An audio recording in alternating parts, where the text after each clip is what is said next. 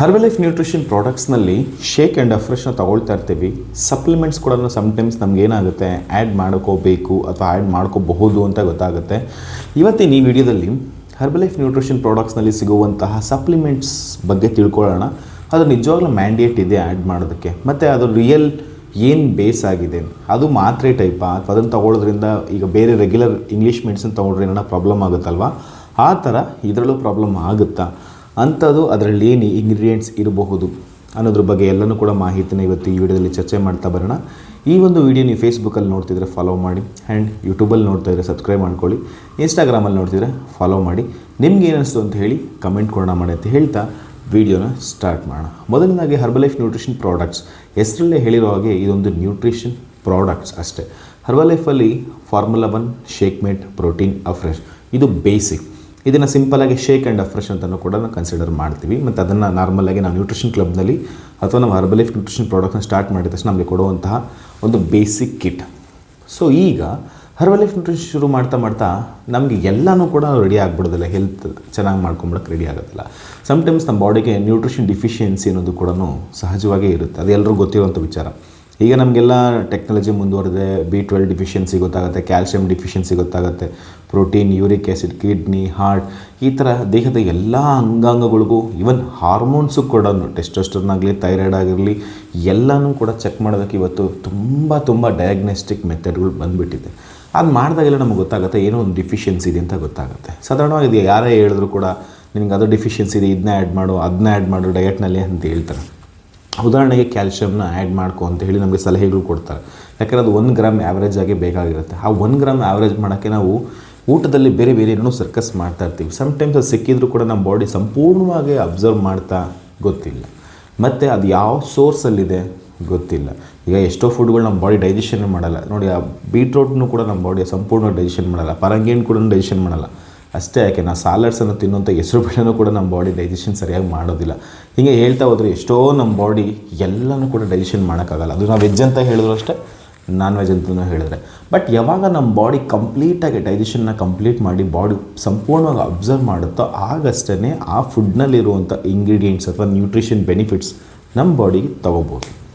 ಈಗ Herbalife nutrition ಪ್ರಾಡಕ್ಟ್ಸ್ನಲ್ಲಿ ಸಪ್ಲಿಮೆಂಟೇಷನ್ಸ್ ಇದೆ. So first of all ಇದನ್ನ ಅರ್ಥ ಮಾಡ್ಕೋಬೇಕಾದ್ರು ಹರ್ಬಲೈಫ್ ಪ್ರಾಡಕ್ಟ್ಸ್ ಏನು ಬೇಸಿಕ್ ಏನಿದೆಯೋ ಅದೇ ಥರನೇ ಇದು ಕೂಡ FSSAI ಅಂದರೆ food safety and standard authority of ಇಂಡಿಯಾಯಿಂದ ಅಂಗೀಕೃತವಾಗಿ ಬಂದಿರುವಂಥ ಲೋ ಗ್ಲೈಸಮಿಕ್ ಇಂಡೆಕ್ಸ್ ಪ್ರಾಡಕ್ಟ್ಸ್ಗಳಿವೆಲ್ಲ, ಓಕೆನಾ. ಮತ್ತು ಇದು ಕ್ಯಾಲರಿ ವೈಸ್ ತುಂಬ ಕಡಿಮೆ ಇರುತ್ತೆ. ಮತ್ತು ಇದರಲ್ಲಿ ನಮ್ಮ ಬಾಡಿ ಏನು ಪ್ರಾಪರಾಗಿ ಕಂಟೆಂಟ್ ಬೇಕು, ಇದು ಕ್ಯಾಲ್ಶಿಯಂ ಬಗ್ಗೆ ಆಗಲೇ ಹೇಳ್ತಿದ್ದೆ. ಕ್ಯಾಲ್ಶಿಯಂ ಒಂದು ಟ್ಯಾಬ್ಲೆಟ್ ಆಫ್ ಕ್ಯಾಲ್ಶಿಯಮ್ನಲ್ಲಿ 400 ಮಿಲಿಗ್ರಾಮ್ಸ್ ಅಷ್ಟಿದೆ. ಅಂದರೆ ಅದಷ್ಟು ನೀಟ್ ಸೋರ್ಸ್ ಇದೆ. ವೇಸ್ಟೇಜ್ ಎಲ್ಲ ತೆಗೆದಾಕಿ ಏನು ಸೋರ್ಸ್ ಆಫ್ ಕ್ಯಾಲ್ಶಿಯಂ ಬೇಕು, ಮೆಗ್ನೀಷಿಯಮ್ ಬೇಕು ಅಥವಾ ವೈಟಮಿನ್ ಡಿ ಬೇಕು, ಇದನ್ನು ಮಾತ್ರ ನೀಟಾಗಿ ನಮ್ಮ ಬಾಡಿ ಚೆನ್ನಾಗಿ ಅಬ್ಸರ್ವ್ ಆಗೋ ರೀತಿ ಡಿಸೈನ್ ಮಾಡಿ ಕೊಟ್ಟಿರೋವಂಥದ್ದು ಈ ಒಂದು ಕ್ಯಾಲ್ಶಿಯಂ ಸಪ್ಲಿಮೆಂಟ್. ಇದೇ ಥರ ಮಲ್ಟಿವಿಟಮಿನ್ ಸಹ ಸೇಮ್. ಹಾಗೆ ಹರ್ಬಲೈಫ್ಲಿ ಈಗ ಒಮೆಗಾ 3 ಫ್ಯಾಟಿ ಆ್ಯಸಿಡ್ಸ್ ಬೇಕು ನಮ್ಮ ಬಾಡಿನಲ್ಲಿ ಗುಡ್ ಕೊಲೆಸ್ಟ್ರಾಲ್ ಚೆನ್ನಾಗಿ ಇಂಪ್ರೂವ್ಮೆಂಟ್ ಆಗೋದಕ್ಕೆ, ಬಿಕಾಸ್ ಆಫ್ ಬ್ಯಾಡ್ ಕೊಲೆಸ್ಟ್ರಾಲ್ನ ಕಡಿಮೆ ಮಾಡೋದಕ್ಕೆ, ಮ್ಯಾನೇಜ್ಮೆಂಟ್ ಮಾಡೋಕ್ಕೆ ಬೇಕು. ಸೊ ಆ ಒಮೆಗಾ 3 ಫ್ಯಾಟಿ ಆ್ಯಸಿಡ್ಸ್ ಕೂಡ ಹರ್ಬಲ್ ಲೈಫ್ ಲೈನ್ ಅನ್ನೋ ಒಂದು ಸಪ್ಲಿಮೆಂಟ್ಸ್ನಲ್ಲಿದೆ. ಇನ್ನು ಫೋಲಿಕ್ ಆ್ಯಸಿಡ್ ಮತ್ತು ವಿಟಮಿನ್ B12, ಹಾಗೆ ಒಂದಿಷ್ಟು ಕ್ರೋಮಿಯಂ, ಇವೆಲ್ಲ ಮಲ್ಟಿವೈಟಮಿನ್ ಇಲ್ಲಿದೆ. ಹೀಗೆ ಹೇಳ್ತಾ ಹೋದರೆ ಸಾಕಷ್ಟು ಸಪ್ಲಿಮೆಂಟೇಷನ್ಸ್ ನಮಗೆ ತುಂಬ ಇಂಪಾರ್ಟೆಂಟ್ ಕೀ ರೋಲ್ನ ಪ್ಲೇ ಮಾಡುತ್ತೆ ನಮ್ಮ ನ್ಯೂಟ್ರಿಷನ್ ಫುಲ್ಫಿಲ್ನೆಸ್ಗೋಸ್ಕರ, ಹಂಗೆ ಆಪ್ಟಿಮಮ್ ರಿಸಲ್ಟ್ಸ್ಗೋಸ್ಕರ. ಸೊ ಈಗ ಕ್ವಶನ್ ಬಂದು ಹರ್ಬಲೈಫ್ ನ್ಯೂಟ್ರಿಷನ್ ಸಪ್ಲಿಮೆಂಟ್ಸು ನಾವು ತೊಗೊಳ್ಳೇಬೇಕಾ ಅನ್ನೋದು ಮೇಯ್ನ್ ಪಾಯಿಂಟ್.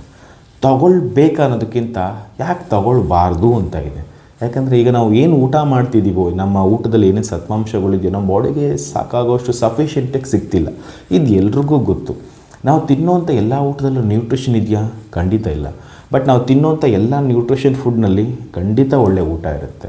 ನಾನು ಒಂದು ವೀಡಿಯೋದಲ್ಲಿ ಹೇಳಿದ್ದೆ, ಎಲ್ಲ ಊಟನೂ ನ್ಯೂಟ್ರಿಷನ್ ಆಗೋಲ್ಲ, ಬಟ್ ನ್ಯೂಟ್ರಿಷನ್ ಎಲ್ಲನೂ ಕೂಡ ಊಟ ಆಗುತ್ತೆ. ಈಗ ಫಾರ್ಮುಲಾದಲ್ಲೂ ಇರೋದು ನ್ಯೂಟ್ರಿಷನ್, ಮಲ್ಟಿವೈಟಮಿನಲ್ಲಿ ನ್ಯೂಟ್ರಿಷನ್, ಕ್ಯಾಲ್ಶಿಯಮ್ನಲ್ಲಿ ನ್ಯೂಟ್ರಿಷನ್. ಸೊ ಇದೆಲ್ಲ ನಮ್ಮ ಬಾಡಿಗೆ ಯಾವಾಗ ಕೊಡೋಕ್ಕೆ ಶುರು ಮಾಡ್ತಿರೋ ನಮ್ಮ ಬಾಡಿ ಆವಾಗ ನೀಟಾಗಿ ನಿಧಾನಕ್ಕೆ ಗ್ರ್ಯಾಜುವಲಿ ಸೂಪರಾಗಿ ಚೆನ್ನಾಗಿ ಹೆಲ್ತಿಗೆ ಡೆವಲಪ್ಮೆಂಟ್ ಆಗ್ತಾ ಬರುತ್ತೆ, ಸೂಪರಾಗಿ ರೆಡಿ ಆಗ್ತಾ ಬರುತ್ತೆ. It's person to person different ಇರುತ್ತೆ. ಬಟ್ ಹಾಗಂತ ಹೇಳಿದ್ದು ಯಾವುದೋ ಕಾಯಿಲೆ ಗುಣಪಡಿಸೋದಕ್ಕೆ ಕಂಡುಹಿಡಿದಿರೋ ಔಷಧಿ ಅಂತೂ ಅಲ್ಲ. ಇದು ಒಂದು ನ್ಯೂಟ್ರಿಷನ್, ಪೋಷಕಾಂಶಯುಕ್ತ ಆಹಾರ ಅಷ್ಟೇ. ಎಲ್ಲ ಸಪ್ಲಿಮೆಂಟ್ಸು ತೊಗೋಬೇಕಾ? ಹಾಗೇನಿಲ್ಲ. ನಿಮ್ಮ ಬಾಡಿಗೆ ಏನು ರಿಕ್ವೈರ್ಮೆಂಟ್ ಇದೆಯೋ ಅದು ನಿಜವಾಗ್ಲೂ ನಿಮಗೆ ಪಾಸಿಬಿಲಿಟೀಸ್ ಇದೆಯಾ ತೊಗೊಳ್ಳೋದಕ್ಕೆ. ಸೊ ಇದೆಲ್ಲ ಬೇಸ್ ಆಗುತ್ತೆ. ಸೊ ಅದಕ್ಕೆ ಹೇಳಿದ್ದು, ಸೊ ಇದಕ್ಕೆ ಕೋಚ್ ತುಂಬ ಇಂಪಾರ್ಟೆಂಟ್. ಒರಿಜಿನಲ್ ಪ್ರಾಡಕ್ಟ್ಸ್ ಎಷ್ಟು ಮುಖ್ಯ ಆಗುತ್ತೋ ಕೋಚ್ ಮತ್ತು ಕೋಚ್ ಇರುವಂಥದ್ದು ಸಿಸ್ಟಮ್ ಅಂದರೆ ನ್ಯೂಟ್ರಿಷನ್ ಕ್ಲಬ್ ಅಥವಾ ವರ್ಚುವಲ್ ಕ್ಲಬ್ ಅಷ್ಟೇ ಮುಖ್ಯ. ತುಂಬ ಜನ ಮನೇಲಿ ಪ್ರಾಡಕ್ಟ್ಸ್ ತೊಗೊಳ್ತಿರ್ತಾರೆ, ಯಾರು ಏನೋ ಹೇಳ್ಬಿಡ್ತಾರೆ. ಸೊ ಅವಾಗ ಡೈವರ್ಷನ್ ಆಗೋವಂಥ ಚಾನ್ಸಸ್ ಇರುತ್ತೆ. ಸೊ ನೀವು ಕೋಚ್ ಹತ್ರನೇ ಪ್ರಾಡಕ್ಟ್ಸ್ ತೊಗೊಳ್ತಿರಲಿ ಅಥವಾ ವಿತೌಟ್ ಕೋಚಿಂಗ್ ನಿಮಗೆ ಒಂದು ಒಳ್ಳೆ ರಿಸಲ್ಟ್ಸ್ ಬರೋದಿಲ್ಲ. ಇದು ಫಸ್ಟ್ ಪಾಯಿಂಟ್. ಸೊ ನೀವು ಯಾವಾಗ ಒಂದು ಸಿಸ್ಟಮ್ ಜೊತೆ ಕನೆಕ್ಟಿವಿಟಿ ಇದ್ದು ಪ್ರಾಡಕ್ಟ್ಸ್ಗಳ್ನ ಕರೆಕ್ಟಾಗಿ ಯೂಸ್ ಮಾಡ್ತಿದ್ರೆ ನಿಮ್ಗೆ ಒಳ್ಳೆ ರಿಸಲ್ಟ್ಸ್ ಬರುತ್ತೆ. ಆವಾಗ ನಮಗೆ ಅರ್ಥ ಆಗುತ್ತೆ ಈ ಒಂದು ಸಪ್ಲಿಮೆಂಟ್ಸ್ ನಮಗೆ ರಿಕ್ವೈರ್ಮೆಂಟ್ ಇದೆಯಾ ಅಂತ. ಹೆಚ್ಚು ಕಡಿಮೆ 30 ಪ್ರಾಡಕ್ಟ್ಸ್ಗಿಂತ ಜಾಸ್ತಿ ಹರ್ಬಲೈಫ್ ಪ್ರಾಡಕ್ಟ್ಸ್ ಇಂಡಿಯಾದಲ್ಲಿದೆ, ಇಂಡಿಯಾ ಬೇಸ್ಡಲ್ಲಿ. ಸೊ ಇದರಲ್ಲಿ ನಿಮ್ಗೆ ಯಾವುದು ರಿಕ್ವೈರ್ಮೆಂಟ್ ಇದೆ ಅದು ಹೇಗೆ ಗೊತ್ತಾಗುತ್ತೆ? ಅದು ನಿಮ್ಮ ಕೋಚ್ ಹೇಳಬೇಕು, ಅಥವಾ ವೆಲ್ನೆಸ್ ಸೆಮಿನಾರ್ ಈ ಥರ ಆನ್ಲೈನ್ ಕ್ಲಾಸ್ಗಳಲ್ಲಿ ಅಥವಾ ಆಫ್ಲೈನ್ ಕ್ಲಾಸ್ಗಳಲ್ಲಿ ಕೂತ್ಕೊಂಡಾಗ ನಮಗೆ ಅರ್ಥ ಆಗುತ್ತೆ. ಅದು ನಿಮ್ಗೆ ನಿಜವಾಗ್ಲೂ ಬೇಕಾ? ನಿಮ್ಮ ಕೋಚ್ ಜೊತೆ ಕೂತ್ಕೊಂಡು ಮಾತಾಡಿ ಅವ್ರು ನಿಮಗೆ ನೀಟಾಗಿ ಗೈಡ್ ಮಾಡ್ತಾರೆ. ಯಾರೋ ಒಬ್ಬ ಬಂದು ನಿಮ್ಗೆ ಎಲ್ಲ ತೊಗೊಂಬಿಡಿ, ಇಷ್ಟು ಪಾಯಿಂಟ್ಸ್ಗಳು ತೊಗೊಂಬಿಡಿ, ಇಷ್ಟು ಪ್ರಾಡಕ್ಟ್ಸ್ಗಳು ತೊಗೊಂಬಿಡಿ, ನಿಮ್ಗೆ ಅವಶ್ಯಕತೆ ಇದ್ದರೂ ಇಲ್ಲದೇ ಇದ್ರೂ ಎಲ್ಲ ಪ್ರಾಡಕ್ಟ್ಸ್ಗಳು ನಿಮಗೆ ಡಂಪ್ ಮಾಡೋಕ್ಕೆ ಸ್ಟಾರ್ಟ್ ಮಾಡ್ತೀನಿ ಅಂತ ಹೇಳಿದ್ರೆ ಪ್ರಾಬ್ಲಮ್ ಅವನು ಒಳ್ಳೆ ಕೋಚ್ ಆಗಿಲ್ಲದೇನೂ ಇರಬಹುದು, ಅದು ಗೊತ್ತಿಲ್ಲ. So be careful. ಈ ಥರ ಸೇಲ್ಸ್ ಮೆನ್ಗಳು ಇವರು ಕೋಚ್ ಅಲ್ಲ ಆ್ಯಕ್ಚುಲಿ, ಇದಕ್ಕೆ ಬೇರೆ ಏನೂ ಇದೆ. ಸೊ ಇಂಥವ್ರುಗಳಿಂದ ತುಂಬ ಜಾಗೃತಿಯಾಗಿರಿ, ಇಂಥವ್ರು ದೂರ ಇರಿ. ಮತ್ತು ಯಾರೋ ಪ್ರಾಡಕ್ಟ್ಸ್ ಯೂಸ್ ಮಾಡ್ತಾರಲ್ಲ ಅವ್ರ ಹತ್ರ ತೊಗೊಂಡು ಯೂಸ್ ಮಾಡೋದು, ಅಥವಾ ಯಾರೋ ಉಳ್ದೋಗಿದೆ ಅಂತ ಹೇಳ್ಕೊಡೋದು, ಅಥವಾ ಸಿಕ್ತು ಪ್ರಾಡಕ್ಟ್ಸು ಕಮ್ಮಿ ಬೆಲೆ ಸಿಕ್ತು ಅಂತ ಹೇಳಿ ತೊಗೊಂಡು ಯೂಸ್ ಮಾಡೋದು, ಹೀಗೆಲ್ಲ ಮಾಡ್ತಿದ್ರೆ ನಿಜವಾಗ್ಲೂ ನಿಮ್ಗೆ ಒಳ್ಳೇದಾಗುತ್ತೋ ಇಲ್ವೋ ಗೊತ್ತಿಲ್ಲ, ಕೆಟ್ಟದಂತೂ ಖಂಡಿತ ಆಗುತ್ತೆ. So be careful. Herbalife products ಯಾವುದೇ ಈ ಪ್ಲ್ಯಾಟ್ಫಾರ್ಮ್ ಅಂದರೆ ಈ ಅಮೆಝಾನ್, ಫ್ಲಿಪ್ಕಾರ್ಟ್ ಆ ಥರ ಜಾಗದಲ್ಲೆಲ್ಲ ಬಿಟ್ಟಿಲ್ಲ. ಸೊ ದಯವಿಟ್ಟು ತೊಗೊಂಡು ಮೋಸ ಹೋಗಬೇಡಿ. ಮತ್ತು ನೀವು ನಿಮ್ಮ ಹತ್ರ ಇರೋ ಪ್ರಾಡಕ್ಟ್ಸ್ಗಳ್ನೂ ಅಷ್ಟೇ ಅದು ನೀವು ಯೂಸ್ ಮಾಡೋಕ್ಕಷ್ಟೇ. ಇನ್ ಕೇಸ್ ನೀವು ಕನ್ಸ್ಯೂಮರ್ ಆಗಿದ್ದರೆ ಅದನ್ನ ನೀವು ಮಾತ್ರ ನಿಮ್ಮ ಫ್ಯಾಮಿಲಿ ಮೆಂಬರ್ಸ್ನ ಮಾತ್ರ ಯೂಸ್ ಮಾಡೋಕ್ಕಷ್ಟೇ. ನೀವು ಕೂಡ ಸೇಲ್ ಮಾಡೋಕ್ಕೆ ಹೋಗ್ಬಿಡಿ. ಇದರಿಂದ ಹರ್ಬಲೈಫ್ ಬಗ್ಗೆ ನೆಗೆಟಿವ್ ಕೂಡ ಆಗೋದು ಚಾನ್ಸಸ್ ಜಾಸ್ತಿ ಇರುತ್ತೆ. ಸೊ ನೀವು ಲರ್ನಿಂಗ್ ಮೋಡ್ನಲ್ಲಿರಬೇಕು. ಅಂದರೆ ನಿಮಗೆ ಆದಂಥ ಒಂದು ಟ್ರೈನಿಂಗ್ ಸಿಸ್ಟಮ್, ಒಂದು ಕೋಚ್, ಒಂದು ಈವೆಂಟ್ಸ್ ಈ ಥರ ಎಲ್ಲ ನೀವು ಪಳಗಿ ಇದ್ರ ಬಗ್ಗೆ ನೀವು ಅರ್ಥ ಮಾಡಿಕೊಂಡು ನೀವು ತಿಳಿಸ್ತಾ ಇದ್ದರೆ ನೀವು ಕೋಚ್ ಆಗಿರ್ತೀರ. ಸೊ ನೀವು ಯಾವುದೋ ಒಂದು ಚಿಕ್ಕ ಅಮೌಂಟ್ ಸಿಕ್ಬಿಡುತ್ತೆ ಅಂತ ಹೇಳಿ ನಿಮಗೆ ಪ್ರಾಡಕ್ಟ್ ಸಿಕ್ಕಿ ನೀವು ಇನ್ಯಾರೋ ಕೊಟ್ಟು ಅವ್ರಿಗೇನೋ ಹೇಳ್ಕೊಟ್ಟು ಅದೇನೇನೋ ಆಗಿಬಿಡುತ್ತೆ. ಸೊ ದಯವಿಟ್ಟು ಈ ಥರನೂ ನೀವು ಮಾಡೋಕ್ಕೆ ಹೋಗಬೇಡಿ. ಈ ಥರ ಮಾಡೋದನ್ನು ಕೂಡ ನೀವುಗಳು ದೂರ ಇರಿ. ಓಕೆ. ಸೊ ಸಪ್ಲಿಮೆಂಟೇಷನ್ಸ್ ಅನ್ನೋದು ನಿಮ್ಮ ರಿಕ್ವೈರ್ಮೆಂಟ್ಗೆ ಅನುಗುಣವಾಗಿರುತ್ತೆ. ಸಪ್ಲಿಮೆಂಟ್ಸ್ ತಗೊಳ್ಳೋದ್ರಿಂದ ಖಂಡಿತ ನಿಮಗೆ ಯಾವುದೇ ರೀತಿಯಾದ ಹಾನಿ ಅಂತೂ ಖಂಡಿತ ಇರೋದಿಲ್ಲ. ಸೊ ಆ ಸಪ್ಲಿಮೆಂಟ್ಸಲ್ಲೆಲ್ಲ ಇರೋದೆಲ್ಲ ನಮ್ಮ ಬಾಡಿಗೆ ಬೇಕಾಗಿರೋವಂಥದ್ದು, ಯಾವುದು ಬೇಡದೇ ಇರೋದು ಯಾವುದೂ ಇಲ್ಲ. ಅದರಲ್ಲಿ 2 ಸಪ್ಲಿಮೆಂಟ್ಸ್ ಮಾತ್ರ ಪರ್ಟಿಕ್ಯುಲರ್ ಇರುತ್ತೆ. ಒಂದು ಮೇಲ್ ಫ್ಯಾಕ್ಟರ್, ಒಂದು ವುಮೆನ್ ಚಾಯ್ಸ್. ವುಮೆನ್ ಚಾಯ್ಸ್ ವುಮೆನ್ಸಿಗೆ ಮಾತ್ರ, ಅವ್ರಿಗೆ ಮಾತ್ರ. ಮೇಲ್ ಫ್ಯಾಕ್ಟರ್ ಮೇಲ್ದು ಲಿಬಿಡೋ ಫಂಕ್ಷನ್ಗೋಸ್ಕರ, ಅವ್ರ ಹೆಲ್ತ್ನ ಚೆನ್ನಾಗಿ ಇಟ್ಕೊಳ್ಳೋದಕ್ಕೋಸ್ಕರ, ಅವರ ಪರ್ಸನಲ್ ಪರ್ಫಾರ್ಮೆನ್ಸ್ ಚೆನ್ನಾಗಿ ಆಗೋದಕ್ಕೋಸ್ಕರ. ಈ 2 ಸಪ್ಲಿಮೆಂಟ್ಸ್ ಬಿಟ್ಟು ಮಿಕ್ಕಿದೆಲ್ಲ ಸಪ್ಲಿಮೆಂಟೇಷನ್ಸ್ ಕೂಡ ಸೊ ಮ್ಯೂಚುವಲಾಗಿ ಇವರು ಯೂಸ್ ಮಾಡ್ಬೋದು, ಅವರು ಯೂಸ್ ಮಾಡ್ಬೋದು. ಇದಕ್ಕೆ ರಿಕ್ವೈರ್ಮೆಂಟ್ ಬೇಕಾ ಬೇಡವಾ ಅನ್ನೋದಕ್ಕಿಂತ ನಿಮ್ಮ ಬಾಡಿಗೆ ನ್ಯೂಟ್ರಿಷನ್ ಬೇಕು ಅಷ್ಟೇ. ಈಗ ಆಪಲ್ ತಿಂತೀರಾ, ಅದರಲ್ಲಿ ಪೋಷಕಾಂಶ ಸಿಗುತ್ತೆ ಅಂತ. ಚೀಪೆಕಾಯಿನೂ ತಿಂತೀರಾ, ಅದರಲ್ಲೂ ಪೋಷಕಾಂಶ ಇದೆ ಅಂತ.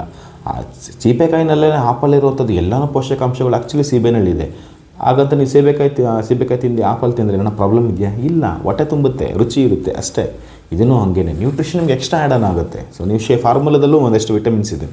ನೀವು ಮಲ್ಟಿವಿಟಮಿನ್ ಆ್ಯಡ್ ಮಾಡಿದ ತಕ್ಷಣ ಇನ್ನೂ ನಿಮ್ಮ ಬಾಡಿಗೆ ವಿಟಮಿನ್ಸ್ ಮಿನರಲ್ಸ್ ಕೊರತೆ ಏನಿದೆಯೋ ಒಳ್ಳೆದೆಲ್ಲ ನೀಗಿಸೋದಕ್ಕೆ ಅದೆಲ್ಲ ನೀಗಿ ನಿಮ್ಮ ಬಾಡಿ ಇನ್ನೂ ಭಾಳ ಫಾಸ್ಟಾಗಿ ರಿಸಲ್ಟ್ಸ್ ಬರುತ್ತೆ. ಮತ್ತು ನಿಮ್ಮ ಬಾಡಿಗೆ ಬೇಕಲ್ವ ಅವೆಲ್ಲ, ರೈಟ್? ಅಷ್ಟೇ. So supplements good.